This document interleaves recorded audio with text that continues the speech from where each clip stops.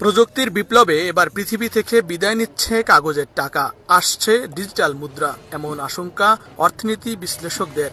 অর্থ সম্পদ যা আছে এগুলোকে কাগজের টাকায় রেখে দিবেন না, আমার নসিহত। হয়তো বুঝতে পারছেন না, মাথার উপর দিয়ে যাচ্ছে কথা, কিন্তু পরে বুঝবেন।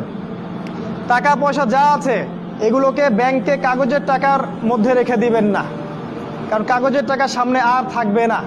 লিখে রাখেন, কয়েক বছর পরে দেখতে পারবেন সমস্ত টাকা হয়ে যাবে ইলেকট্রনিক। খালি পাঠাবেন ইলেকট্রনিক মানে আপনি টাকা ধরতেও পারবেন না, পকেটে রাখতেও পারবেন না, খালি জানবেন আমার অ্যাকাউন্টে এত টাকা আছে।